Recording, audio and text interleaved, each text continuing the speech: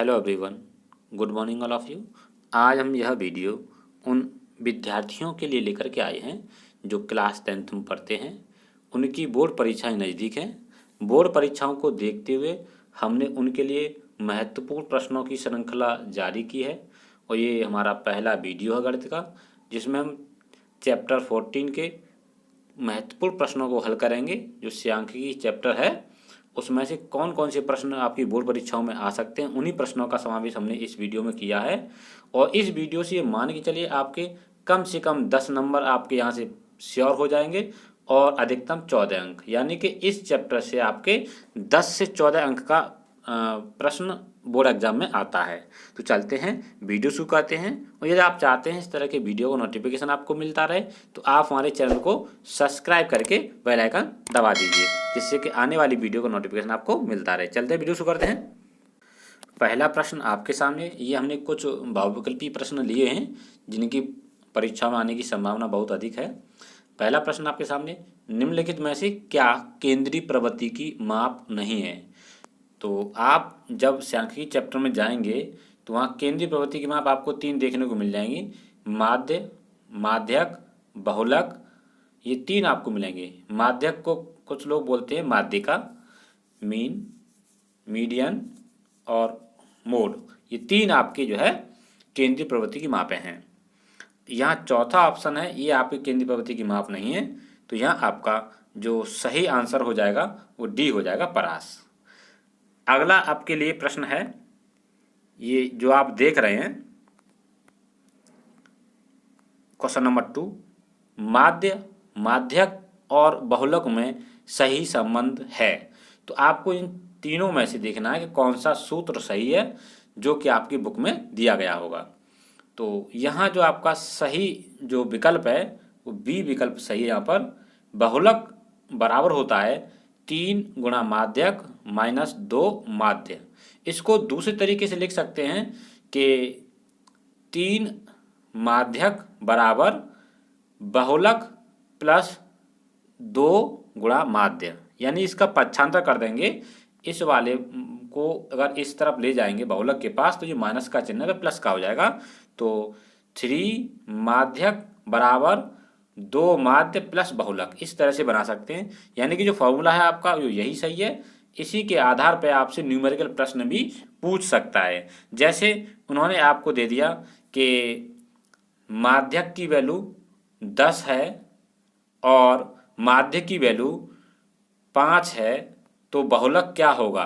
तो आप इसमें वैल्यू लगा देंगे 10 या 30, ये मान लगा देंगे, यहाँ 10 लगा देंगे, यहाँ 5 लगा देंगे। तो जब 10 का गुणा करेंगे 3 में तो ये 30 हो जाएगा, माइनस, और यहाँ 5 रखेंगे माध्य की जगह पे तो 5 दूनी 10 हो जाएगा, और माइनस करके आप निकाल सकते हैं इस तरह से। यानी कि मेरा कहने का तात्पर्य यह है कि अगर इस फॉर्मूले पर आपको कोई न्यूमेरिकल मिल जाए कि दिए गए आंकड़े, यानी कुछ आंकड़े दिए गए जिनका मान लीजिए माध्य आपको दिया गया है और माध्यक दिया गया है, बहुलक ज्ञात करना है, तो आप इस फॉर्मूले का प्रयोग करके ज्ञात कर सकते हैं। चलते हैं अगले प्रश्न की ओर। अगला प्रश्न है आपके सामने, वर्गीकृत आंकड़ों की से अधिक प्रकार और से कम प्रकार की संचयी बारंबारता वक्रों के प्रतिच्छेद बिंदु के भुज से आंकड़ों का प्राप्त होना क्या होता है? तो जैसे एक आप ग्राफ बनाते हैं सांख्यिकी चैप्टर में, एक आपकी लास्ट प्रश्नावली है जिसमें यहाँ पे आप लिखते हैं संचयी बारंबारता और इस जगह आप लिखते हैं माध्यक, यानी, और यहाँ पर जब इसमें ग्राफ खींचते हैं संचयी बारंबारता का तो जो वक्र होते हैं उनको आप तोरण कहते हैं। क्या कहते हैं? तोरण। और जो 2 वक्र होते हैं इस तरह से, और इनके जो कटान बिंदु होता है, ये प्रतिच्छेद बिंदु होता है, इससे यहाँ पे लंब डाला जाता है। जिस जगह ये मिलेगा ये आपका माध्यक वैल्यू कहलाती है। तो यह माध्यक प्राप्त होता है। जो बोला भुज से आंकड़ों का प्राप्त होना क्या कहलाता है? समांतर माध्य कहलाएगा, माध्यक कहलाएगा, या फिर आपका बहुलक कहलाएगा, या उपरोक्त सभी। तो यहाँ जो आपका आंसर है बी वाला, ये आपका सही जाएगा। यहाँ माध्यक यानी माध्यिका इससे ज्ञात होती है। अगला प्रश्न आपके सामने दिया गया है, माध्यिका को आले की विधि द्वारा निम्न में से किससे प्राप्त किया जाता है? मैंने अभी आपको बताया था, वो जो ग्राफ होता है उसे आप तोरण कहते हैं। क्या कहते हैं? तोरण। तो यहाँ ऑप्शन नंबर ए सही हो जाएगा। अगला प्रश्न है, देखिए, 1 से 10 तक की प्राकृतिक सम संख्याओं का समांतर माध्य होगा। देखिए यहाँ आपको ध्यान देना है कि ये आपको जो दी गई हैं वो प्राकृतिक और सम संख्याएं हैं। कभी आपको यहाँ अगर सम की जगह वो विषम दे दे तो प्रश्न बदल जाएगा, और विषम की जगह मान लीजिए यहाँ पे दे दिया जाए भाज्य, तब भी आपका प्रश्न बदल जाएगा।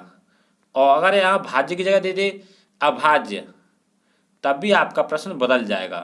तो आपसे वो प्रश्न किसी भी प्रकार से पूछ सकता है, या यहाँ ये सम विषम कुछ ना लगाए, केवल 1 से 10 तक की प्राकृतिक संख्याओं का समांतर माध्य पूछ ले, तो प्रश्न कैसे भी पूछ सकता है ऐसे इस तरह से। तो आप इनको कैसे करेंगे? तो देखिए अब यहाँ बात है सम संख्याओं की। तो 1 से 10 तक की सम संख्या कौन कौन सी होती हैं? देखिए मैं आपको यहाँ बता देता हूँ कि सम संख्याएं जो होती हैं 1 से 10 के बीच में, वो देखो पहली संख्या सम आती है 2, फिर आती है 4, फिर आती है 6, फिर आती है 8, फिर आती है 10। अब इनका समांतर माध्य ज्ञात करना आपको, तो एक सिंपल सी मैं आपको बता दूं कि पहला और लास्ट का जोड़ के आधा कर दो, जो आ जाएगा वो आंसर निकल आएगा। जैसे 10 और 2 होता है 12, 12 का आधा कर देंगे तो 6 आ जाएगा। क्योंकि यहाँ आपको सॉल्यूशन नहीं देना है, केवल आपको सही विकल्प का चुनाव करना है। अगर आपको पूरा डिटेल में करना है तो आप क्या करेंगे कि सूत्र होता है आपका पदों का योग बटे पदों की संख्या। मान लीजिए हम इनका योग कर लेते हैं, इससे प्लस लगा देंगे बीच में, और बट्टे कितने पद हैं? 5 पद हैं, गिनेंगे तो नहीं, बट्टे 5।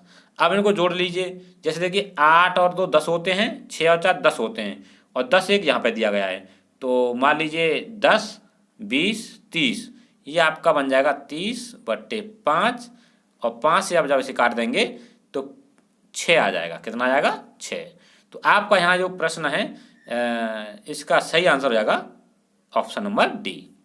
अगर मैं बात कहूँ आपसे इसमें कि यहाँ सम संख्याओं पर मैंने आपको बता दिया, विषम संख्या कौन कौन सी होती हैं 1 से 10 के बीच में, ये आपकी 1, 3, 5, 7, 9, ये आपकी विषम संख्याएं हो गई। इनसे अब आप निकालेंगे समांतर माध्य। तो कैसे निकालेंगे? मैंने वही फॉर्मूला बताऊंगा, इन दोनों को जोड़ के आधा कर दीजिए, तो इसका समांतर माध्य आ जाएगा कितना? 5 विषम संख्याओं के लिए। यहीं पे आपसे कह दिया जाए कि इसमें अभाज्य संख्याएं हों, क्या हों? अभाज्य। अभाज्य संख्या देखिए 2 से शुरू होती है। किससे? 2 से। 2 है, 3 है, 5 है, 7 है, बस यही आपकी अभाज्य संख्याएं हैं 1 से 10 के बीच में। अभाज्य संख्याएं वे संख्याएं होती हैं जिसमें किसी का भाग न जाए। अगर यहाँ देखा जाए 4, 6 और 4, 6, 8, 9, 10, इन सब में भाग जा रहा है किसी की संख्या का, इसलिए इन्हें इनके बीच में नहीं रखा गया है। केवल 3, 5, 7 ये 4 संख्या ऐसी हैं जो कि अभाज्य संख्याएं हैं। अब इनका समांतर माध्य निकालना, तो इनको जोड़ करके और 4 का भाग कर देंगे तो वो निकल आएगी संख्या आपकी। तो इस प्रकार से आप इन प्रश्नों को हल कर सकते हैं। अब चलते हैं अगले प्रश्न की ओर, जो आपका जो है लॉन्ग प्रश्न जो आते हैं बहुविकल्पी के अलावा। तो देखिए पहला प्रश्न हमने आपके लिए रखा है जो बहुत ही बढ़िया प्रश्न है, और इस चैप्टर से मैंने आपको बताया 10 से 13 या 14 नंबर का आपको देखने को मिलेगा यहाँ से। तो देखिए यहाँ आपका एक प्रश्न दिया गया है, विद्यार्थियों के एक समूह द्वारा एक मोहल्ले के 20 परिवार पर किए गए सर्वेक्षण के परिणाम स्वरूप विभिन्न परिवारों के सदस्यों की संख्या से संबंधित निम्नलिखित आंकड़े प्राप्त हुए हैं। जो टेबल देख रहे हैं आप, ये आप एक आंकड़े दिए गए हैं। अब यहाँ इन्होंने कहा है कि आपको यहाँ बहुलक ज्ञात करना है इन आंकड़ों का। क्या ज्ञात करना है? बहुलक ज्ञात करना है। तो अब देखिए क्या करेंगे हम यहाँ पर, आप ये देखिए इस जो टेबल दी गई है इसमें परिवार की संख्या है एक तरह से बारंबारता के रूप में मानी गई है यहाँ पर, और इसमें आप ये देखिए सबसे ज़्यादा यानी सबसे बड़ा अंक कौन सा है? 7, 8, 2, 2, 1, इनमें सबसे बड़ी संख्या क्या है? सबसे बड़ी संख्या है 8, यानी कि 8 बार रिपीट हुआ है जो 3 और 5 के बीच में आए हुए हैं। तो आप कहेंगे सबसे अधिक बारंबारता क्या है? 8 है, जिसका वर्ग क्या है? वर्ग अंतराल क्या है? 3 और 5 है वर्ग अंतराल। क्या है? 3 और 5। अब जो वर्ग अंतराल आपका 3 और 5 है तो ये वाला आपकी निम्न सीमा होती है, ये उच्च सीमा होती है। क्या होती है? उच्च सीमा। तो यहाँ एल जो लेते हैं वो निम्न सीमा होती है। एल की वैल्यू कितनी हो गई? 3 हो गई। अब आपको निकालनी है इसकी वर्ग की माप। ये वर्ग की माप क्या है? ये 3 और 5 है, वर्ग है, इसकी माप क्या है? तो आप उच्च सीमा में से निम्न सीमा घटा देंगे तो आपकी वर्ग माप निकल आती है। तो अगर 5 में से आप 3 घटा देंगे तो कितना आ जाएगा? 2। तो ये वर्ग माप हो गई। मैं इस प्रश्न में आपको डिटेल में बता रहा हूँ, अगले प्रश्नों में ये वर्ग माप नहीं निकालना बताऊंगा। तो आप समझ गए होंगे कि निम्न सीमा ये होती है, ये उच्च सीमा होती है, और इन दोनों का अंतर जो होता है वो वर्ग माप कहलाता है। अब चलते हैं कि F1 आपकी जो 3 वैल्यू होती हैं, एक होती है आपकी F0, एक होती है F1, एक होती है F2, यानी F0, F1, F2। ये 3 वैल्यू आपको इस टेबल में से निकालनी है, बारंबारता है आपकी इसमें से। तो देखिए यहाँ पर जो दिया गया है ना, सबसे अधिक जो बारंबारता है ये तो आपकी वैल्यू होती है F1, इसकी अगली वाली होती है F2, इसके पीछे वाली होती है F0। तो F0 की वैल्यू कितनी हो गई? 7, F1 की वैल्यू 8 और 2 हो गई F2 की वैल्यू।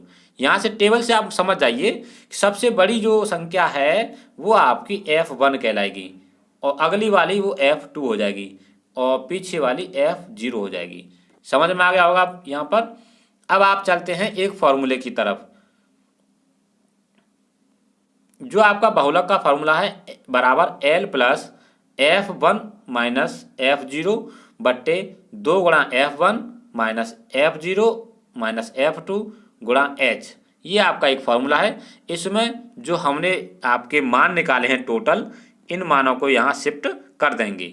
जैसे L है, L क्या था? निम्न सीमा, जो कि हमने 3 निकाली थी, यहाँ रख दिया। F1 की वैल्यू कितनी है?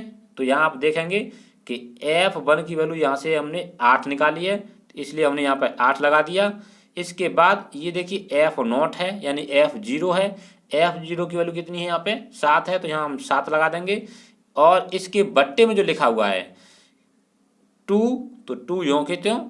F1 की वैल्यू कितनी निकाली थी हमने? 8, ये रही, ये गुणा 8 कर दी यहाँ पे हमने। इसी प्रकार से F0 की वैल्यू कितनी है? 7, तो यहाँ 7 लगा दिया। और F2 की वैल्यू कितनी है? 2, यहाँ 2 लगा दिया। गुणा H की वैल्यू कितनी है? तो हमने आपको बताया था वर्ग माप, H की वैल्यू देखो 2 निकाली थी, तो यहाँ हमने H की जगह पे 2 लगा दिया। यानी बहुत सरल प्रश्न है, बस आपको फॉर्मूला याद करना है और फॉर्मूले में ये मान आपको लगाने हैं। जब आप 8 में से 7 घटाएंगे तो यहाँ देखो 1 ही बचेगा, तो 1 हमने लिख दिया।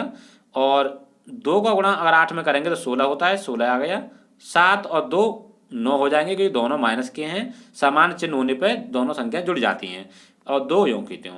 अब आप क्या करेंगे? यहाँ पर 16 में से 9 घटाएंगे तो 7 बचेंगे, और फिर आपका आगे गुणा 2 है, तो आपका 1 का गुणा 2 में करेंगे तो 2 हो जाएगा यहाँ पे।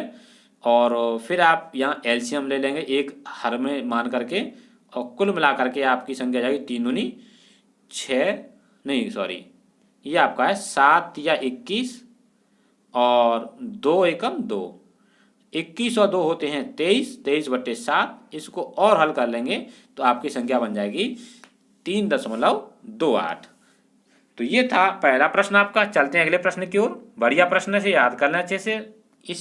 अगर ये प्रश्न आपको डिक्टो परीक्षा में नहीं मिलता है, लेकिन आप इस फॉर्मूले को अच्छे से याद कर लीजिए। इसी फॉर्मूले पे आधारित आपसे एक प्रश्न परीक्षा में पूछने को आ सकता है।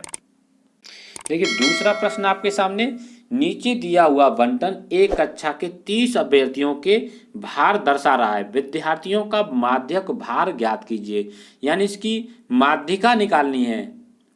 माध्यिका मतलब माध्यक। तो आप क्या करेंगे? इस टेबल का सबसे पहले आप इस टेबल को ऐसे इस तरह से बना लेंगे। जहां आप देख रहे हैं जो वर्ग अंतराल है आपने यहाँ लिख लिए, और जो विद्यार्थी आपके 2, 3, 8, 6, 6, 3, 2, इनको आप यहाँ लिख लेंगे। अब इसके बाद जो तीसरा स्टेप है, ये टेबल संचयी बारंबारता कैसे बनाते हैं?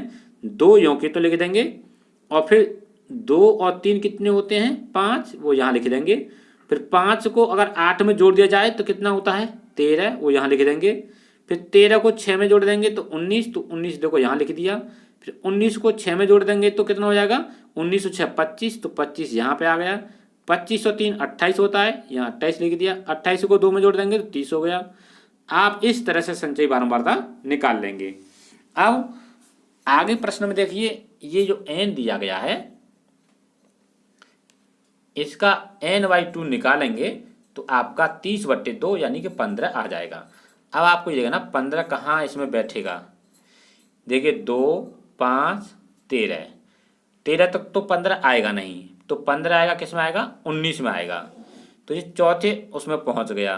तो ये देखिए ये वाला आपका बनेगा इस तरह से, 19 इसमें आ रहा है। तो आप यहां देखेंगे जो 19 जो आ रहा है इस तरह से,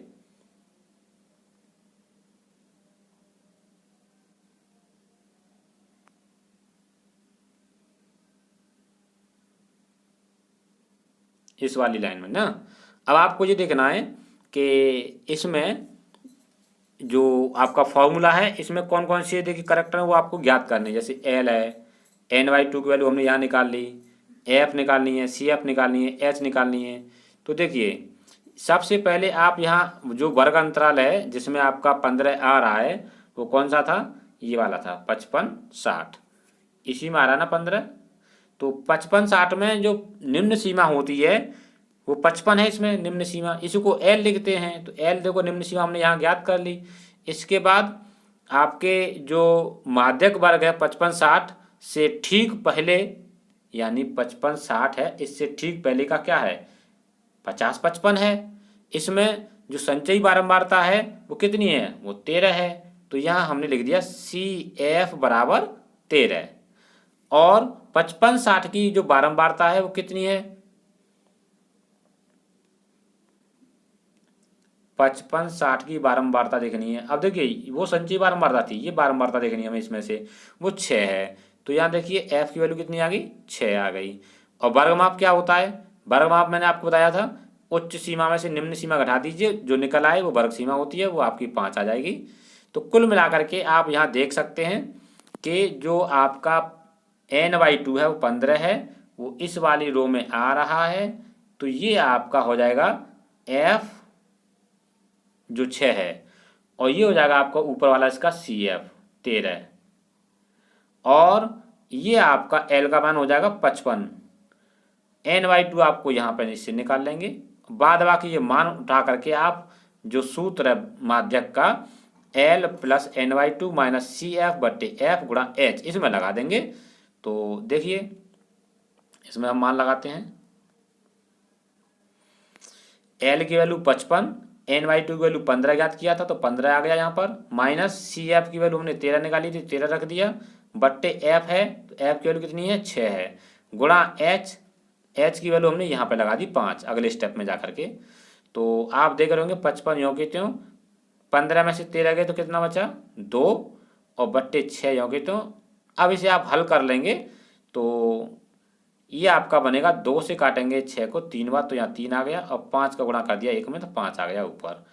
इसे हल कर लेंगे तो आपका सिंपली 55 + 1.66 आएगा इसे, और इस 6 को अगर हटाते हैं तो यहाँ आप 6 की जगह 7 कर देंगे, इसलिए ये अप्रॉक्सीमेट आपका आंसर आ जाएगा 56.67।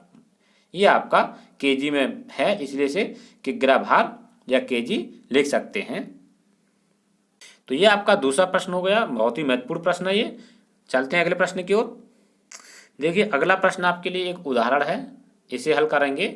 यहाँ दिया गया निम्नलिखित आंकड़ों का माध्यक 525 है, यदि बारंबारताओं का योग 100 है तो x और y के मान ज्ञात कीजिए।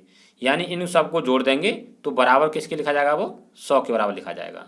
ये बारंबारता दी गई है, ये वर्ग अंतराल दिए गए हैं। अब इसका सॉल्यूशन कैसे करेंगे, देखिए वही टेबल हमने यहाँ लिख दी, ये वर्ग अंतराल है, ये बारंबारता है। इसका संचयी बारंबारता मैंने बताया था आपको कैसे निकालते हैं, 2 यों के त्यों, फिर इस 2 में 5 जोड़ देंगे तो यहाँ 7 आ जाएगा, और 7 में अगर x जोड़ देंगे तो 7 + x इस जगह आ जाएगा। यानी कि आप इस संख्या को इसमें जोड़ेंगे तो इसके सामने ही लिख देंगे, इस संख्या को जोड़ेंगे 12 में तो फिर इसके सामने लिख देंगे। एक्स जुड़ नहीं सकता, इसलिए प्लस एक्स लेके चलेंगे इसे। इसी प्रकार से 19 में 17 जोड़ेंगे तो 36 हो जाएगा, प्लस एक्स यों के त्यों। 36 और 20 होता है 56, यहाँ रख देंगे 56 को, एक्स यों के त्यों। और 56 प्लस एक्स में 22 जोड़ देंगे तो 56 प्लस एक्स प्लस 22। बाई भी ऐसा मत करना कि एक्स को बाई में जोड़ो तो एक्स बाई लिख दें, तो ये गलत हो जाएगा। एक्स बाई नहीं लिखा जाएगा, एक्स प्लस बाई लिखा जाएगा, ठीक है। इस प्रकार से फिर 56 में 9 जोड़ेंगे तो आपके 65 और एक्स प्लस वाई यों के त्यों। 65 में 7 जोड़ेंगे तो 72 और एक्स प्लस वाई यों के त्यों। और फिर 72 में 4 जोड़ देंगे तो 76 एक्स प्लस वाई यों के त्यों। और ये जो टोटल है आपका वो कितने के बराबर है, हमने बताया था आपको 100 के बराबर है, प्रश्न में दिया था ना 100 है ये जो। अब चलते हैं आगे, देखिए यहाँ पर, यहाँ उन्होंने n/2 का मान हमने निकाल लिया कितना, क्योंकि 100 है n का मान तो आधा कर देंगे तो 50 हो जाएगा। और n की वैल्यू जब 50 आ गई यहाँ पर, या इसे हल कर लेंगे आप तो इस तरह से समीकरण बन जाएगा। और इसमें से 76 को 100 के पास ले जाएंगे तो आपका ये हल करके 100 में से 76 कम कर देंगे तो 24, यानी x प्लस वाई बराबर 24। ये समीकरण नंबर 1 बना दिया हमने। क्या बना दिया, समीकरण नंबर 1। अब माध्यक है आपका कितना, 525 है। अब 525 किस में जाएगा, 500 600 के बीच में आता है 525, तो ये निम्न सीमा होगी 500। एल की वैल्यू आप यहाँ ज्ञात कर लिए, देखो ये आपका एल का मान निकल आया। अब वर्ग सीमा एच क्या होती है, 600 में से 500 घटा देंगे, उच्च सीमा में से निम्न सीमा घटा दो तो 100 बचेगा। ये आपकी एच की वैल्यू निकल आई, जिसे वर्गमाप कहते हैं या वर्ग। अच्छा, अब चलते हैं कि जो आपका 500 600 है, इसके सामने जो बारंबारता है वो आपकी एफ रहेगी, और इसके आगे के ऊपर वाली संचयी बारंबारता रहेगी 36 प्लस एक्स। 500 और 600 यही तो है, तो ये तो आपकी बारंबारता हो गई एफ, इसके ऊपर वाली संचयी बारंबारता सी एफ कहलाएगी 36 प्लस एक्स। तो इस तरह से हमने मान निकालिए सी एफ का और एफ का। माध्यक का जो फॉर्मूला आपका L plus n/2 minus C F बट्टे एफ गुणा एच, इसमें इनके मान लगा देंगे। और एल की वैल्यू 500 है तो इस जगह 500 लगा दिया। n/2 की वैल्यू हमने निकाली थी यहाँ पे 50, तो यहाँ 50 लगा दिया। माइनस सी एफ की वैल्यू हमने ज्ञात किया था अभी देखो 36 प्लस एक्स, तो यहाँ 36 प्लस एक्स। एच की वैल्यू 100 है तो यहाँ 100 लगा दिया, बट्टे 20 एफ की वैल्यू है। अब यहाँ देख रहे होंगे आप, इतना समझ में आ गया होगा। माध्यक का मान हमें 525 दिया है तो इसी की जगह पे 525 लगा दिया। एक तरह से ये समीकरण बन गया है, आप इसे हल कर सकते हैं। 500 को इधर ले आएंगे 525 के पास, और 525 में से 500 हटाएंगे तो 25 बचेगा। यहाँ तक तो समझ में आ गया होगा आपके। अब इधर देखेंगे 20 से अगर हम इसे 100 को काटें तो कितना कटेगा, 5 बार। अच्छा, अब इस ब्रैकेट को जब खोलेंगे, ये संख्या के आगे माइनस लगा हुआ देखो ये वाला, तो ये माइनस क्या करेगा, इस प्लस को भी माइनस कर देगा, देखो माइनस हो गया। और इसे हम काटे थे 5 बार तो 5 देखो यहाँ पे आ गया। और इस 5 से इस 25 को काट देंगे यहाँ पे आकर के 5 बार। और ये आप देख रहे होंगे 50 में से 36 कम कर देंगे तो 14 रह जाएगा, एक्स यों के त्यों। इसको अब पक्षांतर करके हल कर लीजिए। ये 14 माइनस एक्स रह गया यहाँ पे, और यहाँ 5 रह गया। अब मान लीजिए एक्स को हम इधर ले आएंगे प्लस का हो जाएगा, और 5 इधर ले जाएंगे तो माइनस का हो जाएगा। 14 में से 5 कम कर दो तो 9 रह जाएगा, एक्स की वैल्यू 9 निकल आएगी। और एक समीकरण नंबर डाला था हमने किस पर, देखिए यहाँ पर एक्स प्लस वाई की वैल्यू कितनी है, 24। यदि इसमें एक्स की वैल्यू हमें निकल आई 9 तो यहाँ लगा देंगे 9, और वाई की वैल्यू ज्ञात करनी होगी तो जाके माइनस का हो जाएगा। 24 में से 9 कम कर देंगे तो आपका बचेगा 15, यानी एक्स और वाई की वैल्यू आपने निकाल ली। ये आपका इसका सॉल्यूशन हो गया। ये बहुत ही महत्वपूर्ण प्रश्न है एग्जाम की दृष्टि से, तो इसे भी आप अच्छे से तैयार कर लीजिए। चलते हैं अगले प्रश्न की ओर। देखिए अगला प्रश्न आपका, किसी स्कूल की कक्षा 10 की 51 लड़कियों की ऊंचाइयों का एक सर्वेक्षण दिया गया है, और यहाँ आंकड़े दिए गए हैं, इसकी माध्यक ऊंचाई ज्ञात करनी है। क्या ज्ञात करनी है, माध्यक ऊंचाई। तो अब यहाँ पर वर्ग अंतराल नहीं दिया है, मैंने इसलिए ये प्रश्न इंक्लूड किया है कि इस तरह का अगर एग्जाम में आ गया तो आप कैसे करेंगे। और ये संख्या दी गई है, ये बारंबारता नहीं है, तो देखिए ये 140 से कम है, इसे तो योग्य छोड़ देंगे। अगले स्टेप में लिखेंगे हम 140 से 145, 140 से 145, ये से कम हटा देंगे आगे से सबका। अगला जो कॉलम बनेगा मैं आपको यही बता देता हूँ।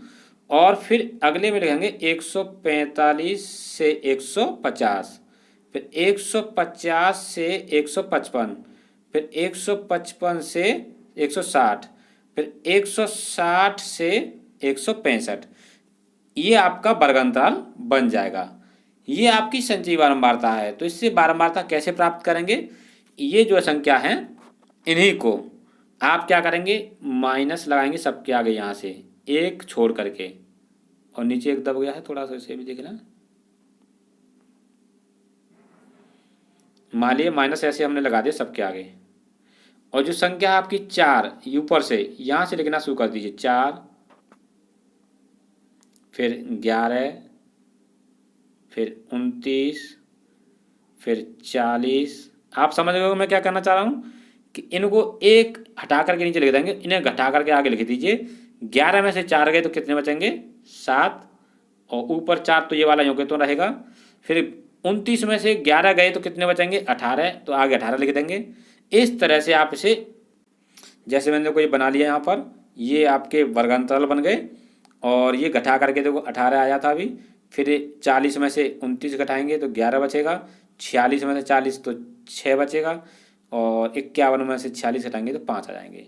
तो ये देख रहे होंगे सिक्वेंस। जो संख्याएं आपकी ये वाली हैं वो यूँ कि तो आपको इसमें देखो ये वाली मिल जाएंगी देखने को। फिर एक हटा के नीचे से हमने ये लिखी है, नीचे देखो सेम ये मिल रही होंगी, देखो यहाँ से यहाँ तक 46 तक। ठीक है, तो आप यहाँ देख रहे होंगे ये जो आपकी निकली है ये आपकी बारंबारता होगी। ये तो संचयी बारंबारता है ही है। अब इन्होंने n का मान देखिए यहाँ कितना है? 51 है। 51 का अगर n/2 ज्ञात करते हैं, 51 में 2 का भाग करेंगे तो 25.5 आएगा। अब देखो 25.5 29 में जाएगा, यानी कि इस रो में जाएगा पूरे में। ठीक है, अब यहाँ पर ये जो 18 है ये आपकी f की वैल्यू हो जाएगी। किसकी वैल्यू हो जाएगी? f की वैल्यू 18 हो जाएगी। और जो आपका इससे ऊपर जो 11 दिया गया है ये CF हो जाएगा। क्या हो जाएगा? ये CF 11। और ये 145 है निम्न सीमा, वो L की वैल्यू हो जाएगी। किसकी वैल्यू हो जाएगी? L की। और अगर ये वर्ग है आपका 145 से 150, इनका अंतर कितना है? अंतर है 150 में से यदि 145 घटाएंगे, उच्च सीमा में से निम्न सीमा घटा देंगे तो 5 आएगा। ये H की वैल्यू हो जाएगी। तो जितने भी फीचर्स थे आपके, यानी जो आपके फॉर्मूले में मान आते हैं, वो सब मैंने आपको यहाँ बता दिए कि n की वैल्यू 51 हो गई तो n/2 निकालेंगे तो आपका 25.5 हो जाएगा। और L का 145, F 18, CF 11, H 5। ये टोटल मान निकाल करके आप कहाँ लगा देंगे? इस फॉर्मूले में। L की वैल्यू आप देख रहे हैं 145 है तो हमने 145 लगा दिया। n/2 की वैल्यू 25.5 है तो वो लगा दी। CF की वैल्यू 11 है वो भी लगा दिया। F की वैल्यू 18 गुणा H की वैल्यू 5। मान पुट करने के बाद 25.5 में से 11 कम कर देंगे तो 14.5 बचेंगे। 5 गुणा ये वाला है यहाँ पर, और बाद बाकी संख्या हमने योग्य तो उतार ली पूरी ये वाली। अब आगे आप देख रहे होंगे जब 14.5 में अगर 5 का गुणा कर देंगे तो 72.5 हो जाएगा। और बट्टे 18 का भाग करेंगे 72 में, 18 चौक 72, 4 बार जाएगा।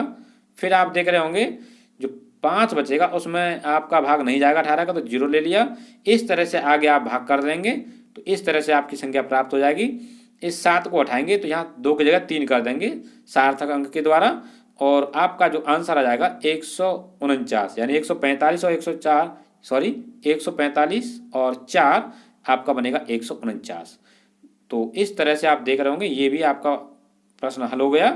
और लड़कियों की माध्यक ऊंचाई 149.03 आ गई। ये भी प्रश्न देखिए बहुत ही महत्वपूर्ण है आपकी परीक्षा की दृष्टि से। यहाँ जितने भी प्रश्न हैं वो एकदम आपकी परीक्षा के लिए तैयार किए गए हैं सटीक। आपको कुछ प्रश्न आपको देखने को योग्य तो मिलेंगे और कुछ प्रश्न आपको अगर योग्य तो नहीं मिले तो उनके आधार पर प्रश्न आपको देखने को मिल जाएगा। तो ये आप देखिए निम्नलिखित सारणी 35 नगरों की साक्षरता दर प्रतिशत में दर्शाती है। साक्षरता दर ज्ञात करनी है, इसका माध्य ज्ञात करना है। माध्य साक्षरता दर ज्ञात करनी है आपको। तो देखिए इसमें क्या करना होगा, इसी कॉलमों को हमने इस तरह से बना लिया है नीचे। जो प्रश्न में दिया गया है वर्गांतराल और नगरों की संख्या। अब हम क्या करेंगे, वर्ग चिन्ह जिसे मध्यमान कहते हैं, मध्यमान का मतलब क्या होता है, निम्न सीमा प्लस उच्च सीमा। एक कभी कभी फॉर्मूला बन जाता है, एग्जाम में अगर पूछ भी लेता है कि वर्ग चिन्ह का फॉर्मूला क्या होता है, वो क्या होता है, निम्न सीमा प्लस उच्च सीमा बट्टे 2, यानी 45 प्लस 55 आपका बनेगा 100, और 100 में अगर 2 का भाग कर देंगे तो आ जाएगा कितना, 50। तो ये आपका वर्ग चिन्ह 50 हो गया पहले वाले के लिए। इसी प्रकार से 55 और 65 का निकालेंगे तो 60 आ जाएगा, और 65 और 75 का निकालेंगे तो 70 आ जाएगा। इस तरह से आप देख रहे होंगे 50, 60, 70, 80, 90 क्रम से आ जाएगा, ये सतत हैं सब। अब यहाँ आप देख रहे होंगे 3 का गुणा 50 में करेंगे तो 150, और 10 का गुणा 60 में करेंगे तो 600, और 11 का गुणा 70 में करेंगे तो 77 यानी कि 710, 8 का गुणा 80 में करेंगे तो 640, और 3 का गुणा 9 में करेंगे तो 270। ये इस तरह से आप देख रहे होंगे, ये हमने मल्टीप्लाई कर लिया। इसके बाद इन सब का टोटल कर लेंगे जिसे आप सिग्मा एफ आई कहेंगे, और इसका टोटल करेंगे तो इसके आगे सिग्मा लगा करके ये संख्या नीचे लिख करके इसका टोटल कर लेंगे। तो आप यहाँ देख रहे होंगे आपका ये इस तरह से हमने कर लिया, और इसे जोड़ने के बाद देख रहे होंगे आप ये 35 आया है, ये 24 30 आया है। आपका फार्मूला होता है समांतर माध्य का ये वाला, सिग्मा एफ एक्स बट्टे सिग्मा एफ, और सिग्मा एफ एक्स की वैल्यू कितनी है, 24 30 बट्टे 35। अब 35 का भाग करेंगे जब 24 30 में तो आपका ये निकल के आएगा 69.428, और बट्टे 35 इससे काट देंगे तो आपका ये बनेगा 69.428।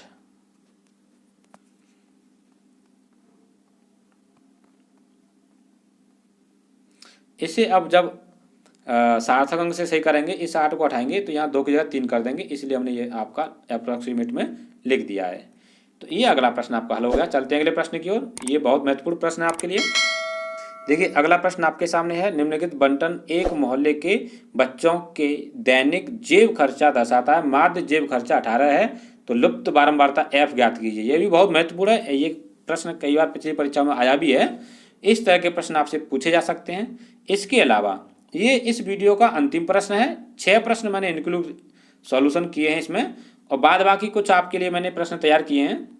देखिए ये 2 प्रश्न ये हैं, ये दिया गया है, इसमें आपको निकालना है एक्स और वाई के मान, और इसका माध्यक दे रखा है आपको यहाँ पर। एक प्रश्न ये है महत्वपूर्ण परीक्षा की दृष्टि से, आप इसी के आधार पर कर सकते हैं, जो मैंने प्रश्न कराए हैं इसी के मेथड पे है।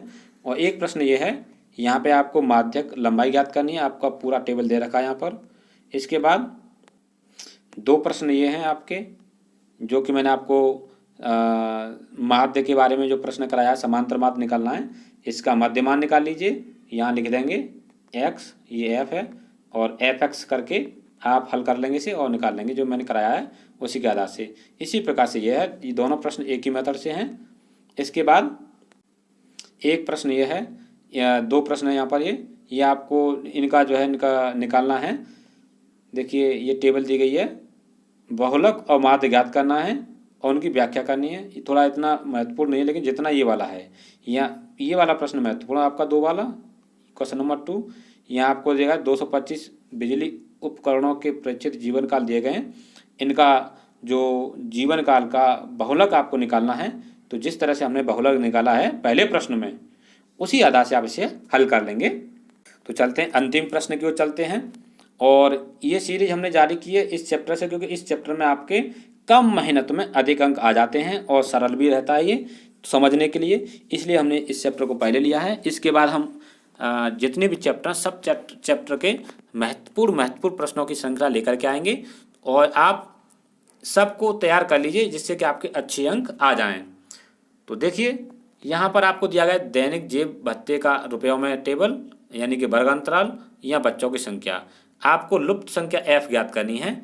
और ये देखिए ये समांतर माध्य का प्रश्न है। तो समांतर माध्य में क्या करते हैं आप, सबसे पहले क्या करेंगे, आप वर्ग माध्य जो आपके दिए हैं इनका मध्यमान निकालेंगे, जिसे आप वर्ग चिन्ह कहते हैं। इन दोनों को जोड़ करके 11 और 13 जोड़ देंगे तो आपके हो जाएंगे ये 24। 24 का आधा करेंगे तो 12। इसी तरह से 13 15 का हो जाएगा 14, 15 17 का हो जाएगा 16, आप इन सब के वर्ग चिन्ह निकाल लेंगे, फिर गुणा करेंगे इससे इसमें गुणा करेंगे, इससे इसमें, और जब f का 20 में करेंगे तो 20f आ जाएगा। इसको टोटल करते समय हटा देना यहाँ से, क्योंकि कुछ बच्चे इस 20 को भी जोड़ लेते हैं तो इस प्रश्न को गलत कर लेते हैं। तो अब जब आप इनको टोटल करेंगे तो इन संख्याओं को टोटल करिए और फिर इन संख्याओं को जोड़ दीजिए में, इसको छोड़ देंगे। इसको यहाँ टोटल में इस तरह से लिखेंगे जैसे मैंने लिख रखा है, यहाँ पर देख रहे होंगे आप इस जगह पर, और इसको जोड़ेंगे तो f को अलग से प्लस में रख लेंगे। ऐसा मत करना, 44 प्लस f मैंने लिखा है तो आप इसे 44f लिख दो तो वो गलत हो जाएगा, ठीक है। तो ये रहा आपका। इसके बाद आप क्या करेंगे, जो फॉर्मूला है आप इसमें लगाएंगे। x की वैल्यू वहाँ दे रखी है आपको 18, और जो आपने ये निकाला यहाँ पर fx सिग्मा fx, उसकी वैल्यू आप ऊपर रख देंगे जो कि 752 प्लस 20f है बट्टे सिग्मा f की वैल्यू 44 प्लस f है। अब आप यहाँ क्या करेंगे, स्टेप बाय स्टेप करेंगे, आप जल्दबाजी ना करें नहीं तो गलत कर लेंगे। 44 का गुणा 18 में कर देंगे तो 752 आ जाएगा। f का गुणा 18 में करेंगे तो 18f आ जाएगा। इतना समझ में आ गया होगा आपके। इसके बाद इसके नीचे 1 मान करके इसमें गुणा करेंगे तो ये संख्या यों की तो यहाँ पर आ जाएगी। अब f के एक तरफ 18 को ले जाएंगे इस तरफ तो माइनस का हो जाएगा, और 752 को इधर से इधर लाएंगे तो ये माइनस की हो जाएगी। देखो संख्या यहाँ पर, तो आप पक्षांतर कर रहे होंगे। जैसे 18 यहाँ से यहाँ पे आई तो माइनस की हो गई, 752 यहाँ से हटेगा यहाँ पे आया तो माइनस का हो गया। अब यहाँ देखिए 792 में से 752 घटाएंगे तो आपके 40 बचेंगे, 20f में से 18f घटाएंगे तो 2f बचेंगे। कुल मिलाकर के 2 से 40 को काट दिया तो 20 बार कटेगा, इसलिए आपका यहाँ f की वैल्यू कितनी आ गई, 20 आ गई। तो ये थे सांख्यिकी चैप्टर से केंद्रीय प्रवृत्ति की माप। पहले चैप्टर का नाम था, अब सांख्यिकी कर दिया है। और ये इसमें से आपके टोटल 10 से 14 अंक के प्रश्न आएंगे और इसी में से आपके लगभग प्रश्न आ जाएंगे लगभग, और आपको कम से कम इस वीडियो से 10 तो श्योर आपको अंक मिल जाएंगे। 10 से ऊपर चले जाएं तो आपका एक अच्छा नसीब है। और ये मैंने इतनी मेहनत से प्रश्नों को सेलेक्ट किया है जो आपके एग्जाम की दृष्टि से है। इस तरह के वीडियो मैं आगे भी लेके आऊँगा, और यदि आप चाहते हैं इस तरह के वीडियो का नोटिफिकेशन आपको मिलता रहे तो आप हमारे चैनल को सब्सक्राइब करके बेल आइकन अवश्य दबा दीजिए। मिलते हैं नेक्स्ट वीडियो में। Thanks for watching this video.